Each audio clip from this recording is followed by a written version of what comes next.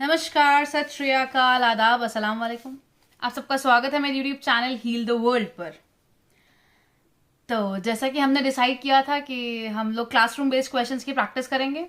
मैं कुछ questions community post में डालूंगी, आप उसका रिप्लाई सोचेंगे, वहां पर कमेंट्स में लिखेंगे और फिर बाद में मैं अपना व्यू दूंगी आपको और आप अपना पर्सपेक्टिव से बेस्ट आंसर्स पर पहुंचोगे। तो फर्स्ट राउंड हमारा बहुत अच्छा रहा था। सेकेंड राउंड में भी मुझे बहुत अच्छे रिप्लाईज मिले।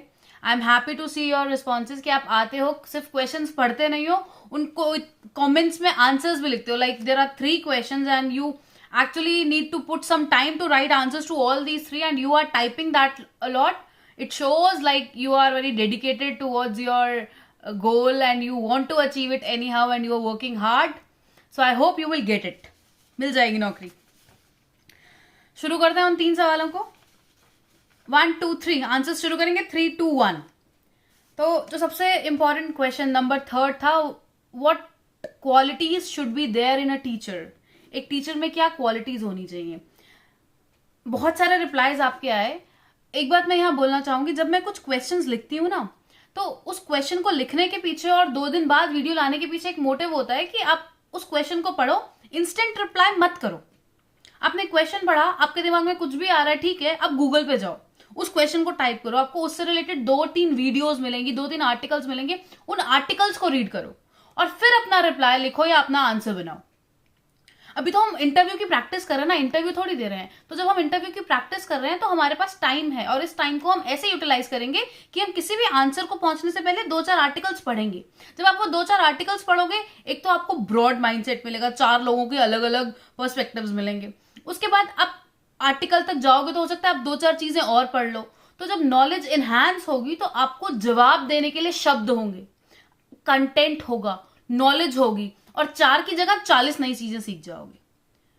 You right your answers, that's good. मुझे कोई पर्सनल ग्रज नहीं है, लेकिन फिर भी मैं ये कहूंगी कि जब मैं कोई क्वेश्चन लिखती हूँ तो इंस्टेंट जो दिमाग में आए वो मत लिखा करो, वो इंटरव्यू में करेंगे। अभी हम इंटरव्यू की तैयारी कर रहे हैं।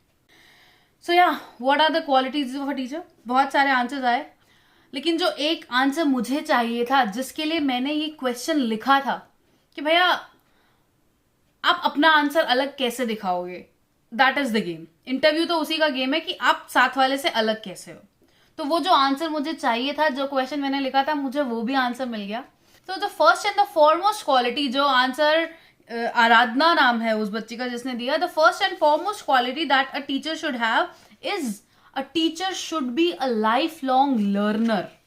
टीचर को जिंदगी भर एक स्टूडेंट बन के रहना चाहिए। She should be curious to learn new things, curious to do innovation, so that the children he और she is teaching understand the things in a better way. अपनी क्लास को इंटरेस्टिंग कैसे बनाना है, अपनी क्लास को अफेक्टिव कैसे बनाना है, कैसे हम कोई टॉपिक पढ़ाएं कि हर बच्चे को समझ में आए। नो मैटर बच्चे का आईक्यू कितना है, नो मैटर वो ब्राइट लर्नर है या स्लो ब्लूमर है, उसको समझ में आना चाहिए। And it is the work of a teacher कि वो नए तरीके ढूंढ के लाए, स्टोरीज लाए, सॉन्ग्स लाए, क्विज लाए, पिक्चर्स लाए, आईसीटी लाए, कुछ भी लाए और हर टॉपिक हर बच्चे को समझ में आए। तो teacher should B a learner forever and this is the first and foremost quality of a teacher. वो सब तो कॉमन क्वालिटीज हैं। अच्छा मॉरल वैल्यू में अच्छा होना चाहिए, ये होना चाहिए, वो तो सब बोलेंगे। आप अपना आंसर डिफर कैसे करोगे, आप इन चीजों से करोगे। So first thing, teacher should be a learner for ever. देखो एक्सप्लेन, अब इसको एलैबोरेट खुद करना, मैं आपको मेन पॉइंट्स बता देती हूँ। Second thing which I feel the necessary quality for teacher is unbiased to all the students. Teacher partial नहीं होना चाहिए, कोई टीचर पार्शियल नहीं होता, पर ये देखा गया है अक्सर टीचर्स आर अनवांटेडली बायस्ड। ना चाहते हुए भी टीचर्स जो है ना वो बायस हो जाते हैं। कभी कभी ऐसा होता है कि क्लास में जो थोड़ा एलाइट क्लास का बच्चा आ रहा है, जो थोड़ा पीछे से उसके पेरेंट्स बहुत अच्छी पोस्ट पे हैं, टीचर थोड़ा सॉफ्ट कॉर्नर रखता है उनके लिए, उनके साथ थोड़ा अच्छे से पेश आता है। और जो थोड़ा डेली वेज वाले वर्कर का बच्चा आ रहा है, थोड़ा सोशो इकोनॉमिक बैकग्राउंड में लोअर है, उसको टीचर बहुत रफली केयर करते हैं। तो टीचर के एटीट्यूड से कहीं भी बच्चे को ये झलकना नहीं चाहिए कि मैडम उसके साथ अच्छे से बात करती है और मेरे साथ नहीं करती है। बच्चों का सोशो इकोनॉमिक ग्राउंड, बच्चों के पेरेंट्स की सर्विस और तीसरी चीज बच्चों का स्कोर। कोई बच्चा स्लो ब्लूमर है, उसके मार्क्स कम आ रहे हैं, लेकिन इज्जत का उसको भी हक है। So for a teacher it is required that no matter what you have to be equal to a child. और ये कभी थॉट आए ना दिमाग में, कभी आपको लगे हम बायस्ड हो रहे हैं या क्या हो रहे हैं, तो अक्सर ये आता है हम लोग के दिमाग में। तो how to prevent it, what I do, मेरा अपना तरीका मैं आपको बताती हूँ। मतलब जब हम लोग जेबीटी कर रहे थे तो हमारे एक सर थे डॉक्टर जयदेव डबास, उनका मैंने आपको पहले हिंदी में भी बताया था। उन्होंने एक बात बोली थी कि आपकी क्लास में तो 50 बच्चे हैं, 45 बच्चे हैं, 40 बच्चे हैं, लेकिन वो हर बच्चा अपने घर की ना एक आशा लेकर आता है, एक होप लेकर आता है। हर माँ अपने बच्चे को सुबह तैयार करके टिफिन देके जितना भी वो अफोर्ड कर सकती है, जैसा भी खाना वो दे सकती है, जितनी भी किताबें वो दे सकती है, जैसा भी बैग वो दे सकती है, वो हर उम्मीद से सुबह भेजती है कि ये जा रहा है, कुछ पढ़ेगा, बड़े होके कुछ बनेगा, अपनी लाइफ भी अच्छी करेगा और मेरी लाइफ भी अच्छी करेगा। तो अगर आप किसी बच्चे के साथ गलत बिहेव कर रहे हो, पार्शियल बिहेव कर रहे हो, तो आप उसकी एक तरह से उसकी माँ के सपने की बेइज्जती कर रहे हो। ये मेरी लाइंस नहीं है, ये मेरे सर ने मुझे बोली थी कि हर बच्चा अपने घर की आशा होता है, इसलिए हमारे लिए हर बच्चा बराबर होना चाहिए। तो कभी जॉब में या कभी भी लाइफ में ऐसा लगे ना कि हम कहीं बायस ना हो जाए, तो ये दिमाग में ले आना कि यार हर बच्चा अपने घर की आशा है, हर बच्चे की माँ उसको भेज रही है कि वो कल पढ़ेगा। मेरे लिए भले ही 50 है, लेकिन अपनी माँ के लिए वो एक उम्मीद है for a better future. So you should respect those dreams, you should respect those sacrifices and you should B unbiased. ऐसा नहीं है कि हमारे स्कूल में एक कमिश्नर का बच्चा पढ़ रहा है, एक प्रिंसिपल का बच्चा पढ़ रहा है और एक किसी गरीब परिवार का बच्चा पढ़ रहा है तो हम बायस्ड है, उसके क्वेश्चंस हम सुन लेते हैं, उसके नहीं सुनते हैं। नो। कोई नालायक बच्चा शिकायत लेके आया, मैम वो मार रहा है, आपने कहा हाँ तेरा तो काम ही पिटना है। और कोई होशियार बच्चा आया, मैम वो मार रहा है, आप फटाक से चले गए। No, you should be equal to all the students irrespective of the socio economic background of the children. तीसरी चीज, a teacher should be an emotional intelligent person. Emotional intelligent person कौन होता है? जो सामने वाले के इमोशंस एकदम से पकड़ लेता है। आपको बच्चों के साथ वी फीलिंग एस्टैब्लिश करनी होती है। बच्चे और टीचर्स में एक रेपोर्ट एस्टैब्लिश होना होता है, और वो तभी होगा जब आप बच्चों की फीलिंग समझोगे, उनके इमोशन समझोगे। आपको समझ में आएगा कब ये खुश हैं, कब ये दुखी हैं, कब इनको गेम्स पीरियड देके खुश कर सकते हैं, कब इनको पढ़ाना है, कब इनके साथ स्ट्रिक्ट होना है, कब इनके साथ थोड़ा सा लीनियंट भी हो सकता है। बच्चे के साथ टीचर ये नहीं हो कि उसका कंधे पे हाथ आ रहा है, वो वाली लीनियंसी भी नहीं चाहिए, और वो वाली स्ट्रिक्टनेस भी नहीं चाहिए कि बच्चा आपसे अपनी बात ही ना कर सके, आपसे अपने क्वेश्चन ही ना पूछ सके, आपको आकर कुछ बता ही ना सके। So you have to be emotional intelligent person. You know कौन सी इंटेंसिटी, कितनी इंटेंसिटी का इमोशन कब यूज होना चाहिए। So you should develop a personal touch with students. और पर्सनल टच डेवलप करने का तरीका पता क्या होता है? कि आप जब बच्चों को कोई चैप्टर पढ़ा रहे हो, कोई स्टोरी पढ़ा रहे हो, अपने रियल लाइफ एक्सपीरियंसेस लाओ। बच्चों को अक्सर लगता है कि यार ये मैम है, पता नहीं कौन से स्पेशल खाना खाती हैं, स्पेशल कहाँ रहती हैं, कैसे रहती हैं। But when you teach your children, when you talk to them, अपनी फैमिली की स्टोरीज लानी चाहिए।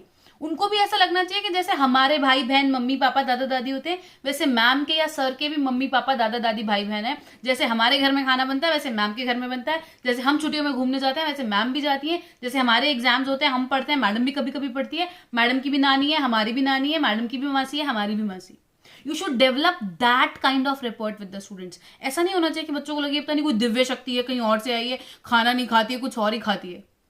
सो that is emotional intelligent person.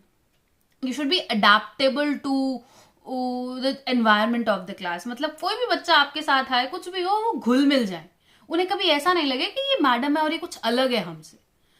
तो वो वी फीलिंग जो डेवलप करेगा ना, वो बंदा इमोशनल इंटेलिजेंट होगा, जिसको देख के लगेगा यार अपना ही बंदा है।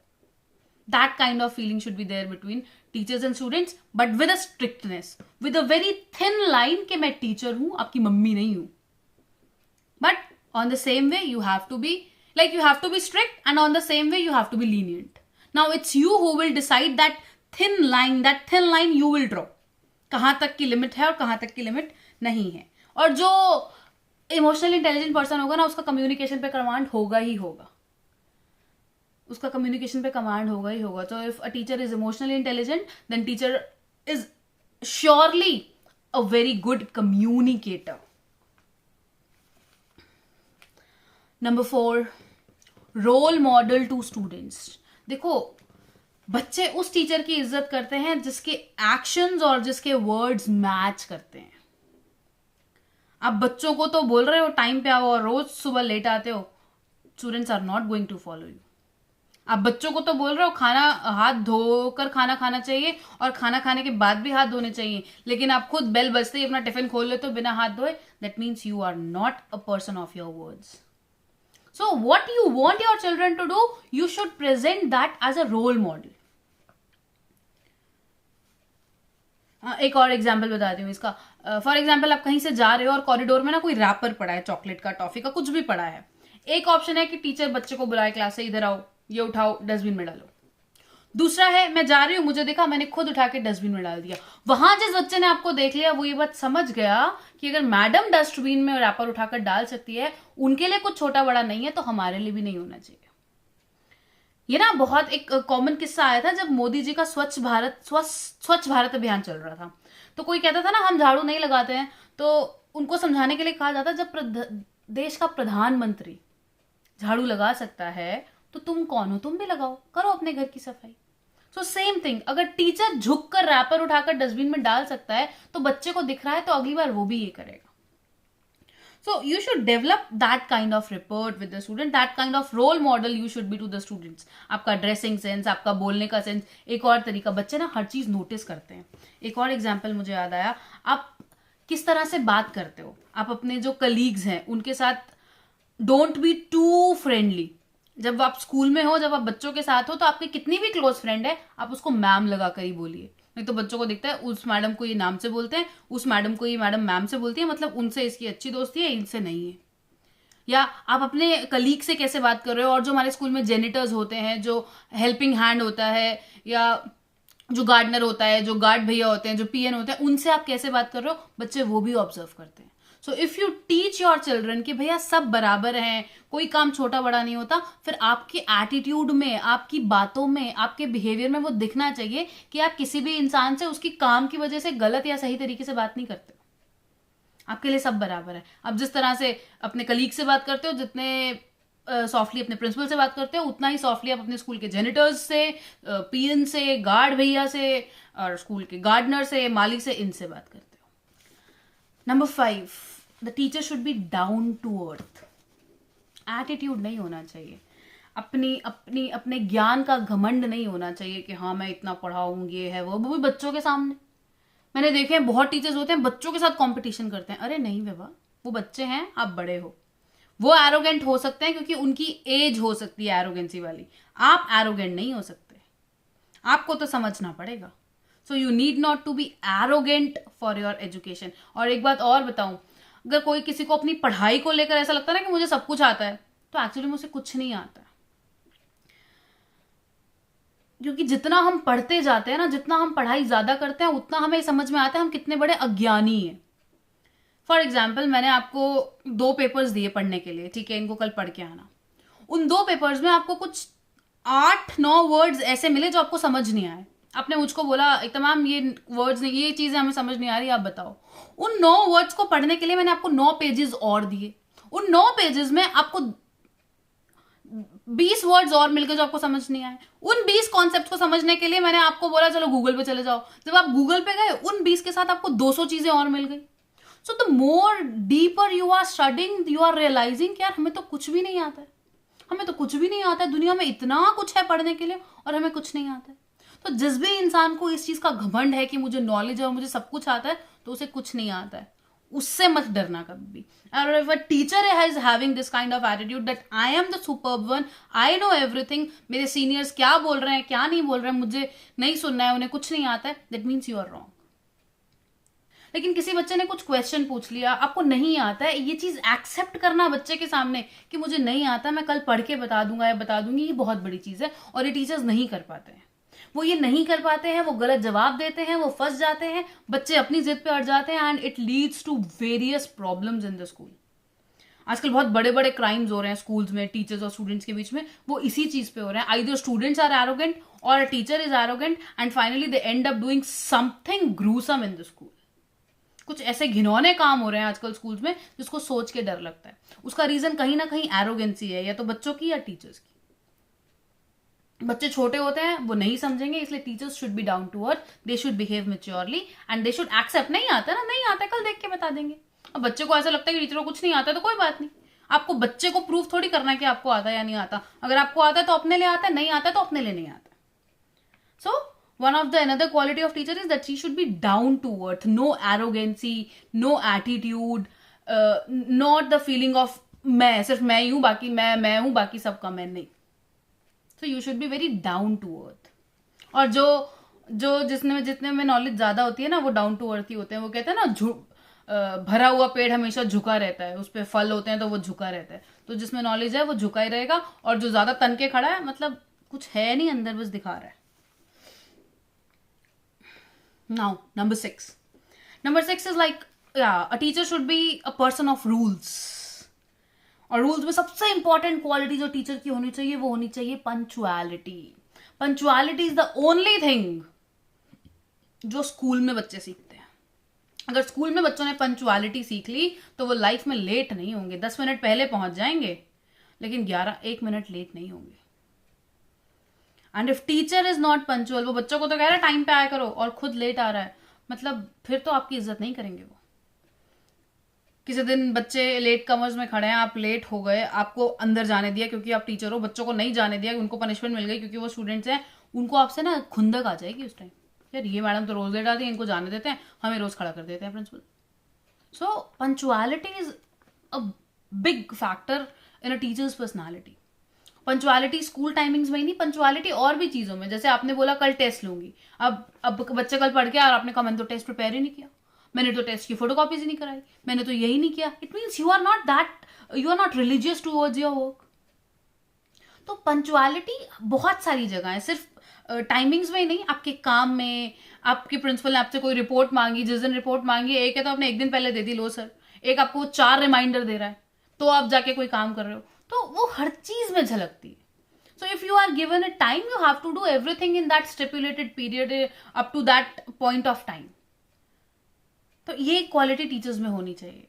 बच्चों को मैम ने बोला अच्छा कल हम ये एक्सपेरिमेंट करेंगे, मैडम कल गायब हो गई, मैडम सामान ही नहीं लाई. इसका मतलब ये है ना कि मैडम को कोई लेना देना नहीं है, बस बोल के चली जाती है. तो फिर वो कितना इज्जत करेंगे आपकी. Make sure you are punctual. Next 7th point which I think is a teacher should be a modern thinker. यहां पे दिक्कत नहीं होनी चाहिए. 360 डिग्री का mind set, a broader perspective a teacher should bear, specially in the 21st century. कोई teacher class में जाके ये बोल दे बच्चों को कि लड़कियां किचन में जाती हैं, लड़के तो घर में बैठ के आराम करते हैं, तो वो कैसा मैसेज जा रहा है. लड़कियों का काम खाना बनाना है, लड़कों का काम पैसे कमाना है, तो वो कैसा मैसेज जा रहा है. वो टीचर ऑर्थोडॉक्स है और वो वही चीजें ट्रांसफर कर रहा है. तो टीचर का तो ब्रॉड माइंडसेट होना बहुत जरूरी है. टीचर कहना चाहिए बच्चों को, लड़कों संडे का नाश्ता तुम बना के अपनी मम्मी और अपनी बहन को खिलाया करो. तो कैसा माइंडसेट है, तो वो कैसे जनरेशन तैयार कर रहे हैं. So this is the difference. इसलिए टीचर्स का माइंडसेट बहुत जरूरी है. कोई टीचर कह दे हाँ लड़कियों को थोड़ी छोटे कपड़े पहनने चाहिए, लड़कों को तो पूरे कपड़े पहनने चाहिए, लड़के जैसे मर्जी जाएं, तो कैसा माइंडसेट जा रहा है. और वहां वो कहे अगर लड़कों को गर्मी लगती है वो शॉर्ट्स पहनते हैं, तो लड़कियों को गर्मी लगती है वो शॉर्ट्स पहनते हैं, तो वो गलत क्यों हो गई. बच्चा सोचेगा. और अगर इस तरह का टीचर हमारी क्लास में खड़ा है, I am telling you in next 30-40 years society 360 degree reverse हो जाएगी. लेकिन ये बात यहां पर होनी चाहिए टीचर्स की. तो एक और जो आज के लिए इंपॉर्टेंट क्वालिटी है वो है teacher should not be orthodox. Teacher should be in tune with the current trends of the society. वो मॉडर्न थिंकर होना चाहिए. Modern thinker, not like modern in wearing clothes और ये नहीं. मॉडर्न थिंकर जो जेंडर इक्वालिटी की बात करे, जो सोशल टैबूज की बात करे, जिसके लिए कोई भी चीज हो नहीं हो. बच्चे कोई भी बात करें, किसी बच्चे ने बोला गर्लफ्रेंड बॉयफ्रेंड, उसको पीट दिया, उसको समझाया नहीं, अरे क्या हो गया, गर्लफ्रेंड गर्लफ्रेंड मतलब लड़की, फ्रेंड मतलब दोस्त, क्या हो गया. तो ऐसे टीचर्स होने चाहिए जो चीजों को हो नहीं करते, जो कुछ सुनने पे थप्पड़ नहीं मारते, बल्कि बच्चों को साइकोलॉजिकली समझाते हैं कि गलत नहीं है, हम गलत बनाते हैं, कोई चीज गलत नहीं है, हमारी सोच गलत है. तो that kind of teachers are required. या then another important thing is a teacher should be keen observer. Keen observer मतलब भांप ले वो एक दिन में कि आज मेरी क्लास में कुछ तो हुआ है, कुछ तो पंगा हुआ है, कुछ तो यहां चल रहा है. सिर्फ 10 मिनट देखने के बाद उसको पता चल जाए कि यार कल ये सारे बच्चे ग्रुप में बैठे थे, आज 2 वहां हैं, 2 वहां हैं, 2 वहां हैं, कुछ तो हुआ है। बच्चे आपको नहीं बताएंगे, पर आपको भांपना चाहिए, आपको आना चाहिए, समझ में आना चाहिए। आपकी क्लास में कोई क्लासरूम पॉलिटिक्स तो नहीं हो रही, किसी गरीब बच्चे के साथ या किसी नालायक बच्चे के साथ कुछ होशियार बच्चे गलत तो नहीं कर रहे, किसी को दबाया तो नहीं जा रहा। ये बहुत होता है और इसी को बुलिंग कहते हैं। और ये बुलिंग इतनी ज्यादा हो जाती है कभी कभी दैट इट्स अनबियरेबल। लोग, बच्चे तो सुसाइड्स तक भी कर लेते हैं। तो teacher should be a keen observer. बच्चा नहीं भी बता रहा है तो टीचर को भांप लेना चाहिए कि क्लास में कुछ तो गड़बड़ हो रही है। आज से 4 दिन पहले तो ये दोनों बहुत साथ रहते थे, आज वो अकेला लंच कर रहा है। 4 दिन से मैं देख रही हूँ वो उसके साथ नहीं बैठ रहा है। 4 दिन से मैं देख रही हूँ वो बच्चा बोल ही नहीं रहा है क्लास में। तो teacher should be a keen observer to prevent the classroom politics, to prevent bullying in class, to manage the class. Classroom को मैनेज करना भी बहुत बड़ी चीज है। और कीन ऑब्जर्वर रहेगा टीचर, तो टीचर को पता होगा कौन से बच्चे की क्या क्वालिटी है। एक चीज और मुझे बहुत बुरी लगती है कि हमारे जो टीचर्स होते हैं ना, वो इक्वल डिस्ट्रीब्यूशन ऑफ वर्क नहीं करते। एक मिनट, वो इक्वल डिस्ट्रीब्यूशन ऑफ वर्क नहीं करते। वो क्या करते हैं, मॉनिटर ये करो, मॉनिटर वो करो, मॉनिटर वो करो। नहीं, और बच्चे भी हैं क्लास में। जो थोड़ा पढ़ाई से रिलेटेड काम है वो आप अच्छे बच्चों को दे दो जो पढ़ाई में अच्छे हैं। जो थोड़ा नॉर्मल काम है वो आप किसी और बच्चे को दे दो। मेरी क्लास में एक लड़की थी, उसको पता है अलमारी सेट करने का बड़ा शौक था। मेरी अलमारी में कुछ भी हो, मैम मैं आपकी अलमारी सेट कर दूं, मैम मैं आपकी अलमारी सेट कर दूं। कर दे भैया, अब मैं क्यों मॉनिटर को कहूं अलमारी सेट करने को जब कोई और लड़की कर रही है। तो जो वो काम जिसमें बहुत ज्यादा माइंड की जरूरत नहीं है या जो बहुत पढ़ने लिखने वाला काम नहीं है, वो और बच्चों से भी कराना चाहिए। And that is where the observation of teacher helps. Teacher को ऑब्जर्व करना चाहिए ना कि यार ये चल पढ़ाई का छोड़, इससे ये काम करा सकते हैं, इससे ये काम करा सकते हैं। आपको हर बच्चे का क्लास में इन्वॉल्वमेंट कराना है। हर बच्चे को फील होना चाहिए कि टीचर मेरे साथ 1 to 1 कनेक्टेड है। और इसके लिए आपका ऑब्जर्वेशन, आपका क्लासरूम मैनेजमेंट, आपका इमोशनल इंटेलिजेंस, आपका अनबायस्ड एटीट्यूड जरूरी है। तो टीचर में ये क्वालिटीज जरूरी हैं। A great motivator, cheerful and a person with positive vibes. ये तो बहुत जरूरी है और ये हमारे टीचर्स में कमी है। कोई बच्चा बोल दे ना मैं तो फौजी बनूंगा, अरे बैठ जा बैठ जा, अपने तूने अपने हाथ पैर देखे हैं? आधा किलो टमाटर तो उठा नहीं सकता। This is wrong. मार्क्स कमाए, तुम तो निकम्मे हो, तुम्हें तो कुछ करना नहीं है। नहीं, ये गलत है। आप कोई ह्यूमरस सा तरीका ढूंढो, आप कुछ अलग स्टेटमेंट्स ढूंढो, आप कुछ अलग स्टाइल ढूंढो कि आप अपनी बात भी कह दो और बच्चों के दिल पे लगे भी नहीं। जैसे मैं हमेशा कहा करती थी जब रिजल्ट देना या जब बच्चे नहीं पढ़ते थे उनको मोटिवेट करने के लिए, हमेशा ऐसे बोलती थी, देखो सुनो बच्चों, कुछ बच्चे बनते हैं ऑफिसर। अब सब तो ऑफिसर नहीं बनते हैं। कुछ ऑफिसर की टेबल भी साफ करेंगे, कुछ ऑफिसर की गाड़ी भी धोएंगे, कुछ ऑफिसर के घर की सब्जियां भी लाएंगे। अब वो तो तुम्हारे ऊपर डिपेंड करता है ना, तुम कितनी पढ़ाई करके कहां तक पहुंचते हो। बनेंगे तुम में से ही कोई ऑफिसर बनेगा, कोई उसके घर में झाड़ू लगाएगा, कोई उसकी गाड़ी धोएगा, कोई उसके घर में सब्जियां लाएगा, लेकिन मेहनत तुम्हारी है। अब तुम्हारे ऊपर है तुमको क्या करना है। ऑफिसर बनना है तो थोड़ा पढ़ लिया करो, नहीं बनना है तो बिल्कुल मत पढ़ो, तुम्हारी मर्जी है। This was my type how I use to motivate them. अरे चलो कोई बात नहीं, थोड़ा बहुत मैथ्स पढ़ लो, नहीं बनना बड़े बनोगे कोई बात नहीं, इतना मैथ्स तो पढ़ लो कि कहीं पर केले सेब संतरे की रेडी लगा लेना, इतना तो पढ़ लो। चलो इतनी तो सीख लो, इतना काम तो सीख लो कि गोलगप्पे की रेडी लगा लेना। This are the ways I use to motivate my children कि भैया थोड़ा सा पढ़ लोगे तो अच्छे बन जाओगे, नहीं तो ये काम करोगे। और काम ये कोई गलत नहीं होते, ऐसा नहीं है कि वो जो आंटी हमारे रूम में सफाई कर रही है वो गलत काम कर रही है, नहीं। लेकिन आप पढ़ लोगे, आप अपने दिमाग से काम करोगे तो कमरे में बैठ के काम करोगे। आप नहीं पढ़ोगे, आप अपनी बॉडी से फिजिकल टास्क करोगे तो आप ज्यादा मेहनत करोगे और आपको कम पैसा मिलेगा। यही फर्क है। काम सब करते हैं, काम मैं भी कर रही हूँ, काम वो आंटी भी कर रही है, काम वो गेट वाले गार्ड भैया भी कर रहे हैं, लेकिन बात यही है जो अपने दिमाग से काम करते हैं, जो पढ़ाई से काम करते हैं, उनको अच्छी लाइफ मिलती है। वो एसी में बैठ के कमरे में ऑफिस में काम करते हैं। और जो शरीर से काम करेंगे, सफाई करेंगे या कहीं पर कुछ और छोटा मोटा करेंगे, तो वो शरीर से काम करेंगे, बॉडी से ज्यादा लगेगा लेकिन पैसा उतना नहीं मिलेगा। तो वो आपके ऊपर है, तुमको पढ़ाई वाला काम करना है कि तुमको शरीर वाला काम करना है। मेरी क्लास में एक बच्चा था, वो बहुत लड़ता था। उसको लड़ाई छुड़वाने के लिए मैं अक्सर बोलती थी, देखो लड़ना ही है ना, थोड़ा सा पढ़ ले, थोड़ा सा पढ़ ले, बड़ा हो जा, आर्मी में चला जा, फौजी बन जा, वहां तेरे को लड़ने के पैसे भी मिलेंगे, लड़ने के लिए गन भी मिलेगी, लड़ने के बाद अच्छे अच्छे गिफ्ट भी मिलेंगे, जितना मर्जी लड़ियो, अभी पढ़ ले। मैं उसको रोज ऐसे ही बोलती थी जो मेरी क्लास में बच्चे लड़ते थे। So find your own ways. How you will motivate your children, how you will bring them on the track, वो आपका तरीका है. And last but not the least, a teacher should be acceptable to his और her own feedback. Teacher को जो feedback मिल रहा है, आपकी कोई ऑब्जर्वेशन हुई, आपको किसी सीनियर अथॉरिटी ने ऑब्जर्व किया, वो सजेशंस लिख के जा रहे हैं, उन सजेशंस को पॉजिटिवली लेना है. ये नहीं है कि हाँ वो लिख गए, बेकार लोग हैं, उनको काम किया है, मैं तो बहुत अच्छा पढ़ाती हूँ. नहीं, अगर कोई आपसे सीनियर है, उसको 4, 5, 8, 10 साल आपसे ज्यादा एक्सपीरियंस है, आपसे ज्यादा नौकरी में टाइम हो गया, आपसे ज्यादा क्वालिफाइड है, आपसे ज्यादा एज में है, तो कुछ उसने अगर सोच के लिखा है तो उसको एक्सेप्ट करना भी टीचर की बहुत बड़ी एक पॉजिटिव पॉइंट है. नहीं तो क्या होगा, आपका इंस्पेक्शन हुआ, कोई इंस्पेक्टर ने आपको ऑब्जर्व किया, उसने बोला, आपने क्रॉस क्वेश्चन शुरू कर दिया, नहीं जी ऐसा था, नहीं जी वैसा था, नहीं जी वैसा था, वो गलत है. So teacher should be acceptance to all his own flaws. मैं अपना एग्जांपल बताऊं तो जब मेरा फर्स्ट टाइम इंस्पेक्शन हुआ ना संगठन में, शुरू के 1-2 बार मेरे साथ यही मेरे को सजेशन मिला था. हम लोग पढ़ाते थे, जैसे बोर्ड पे पढ़ा रहे हैं, नॉर्मली पढ़ा रहे हैं, क्वेश्चन पूछ लिया, बच्चों ने क्योस में आंसर दिया, मतलब ग्रुप में आंसर किया, आंसर तो आया, हमारे हिसाब से तो क्लास बहुत अच्छी चल रही है. मेरा इंस्पेक्शन भी हो गया. इंस्पेक्शन के बाद इंस्पेक्टर ने क्या किया, क्लास के 4 बच्चों को खड़ा किया और एक एक करके उनसे सवाल पूछा.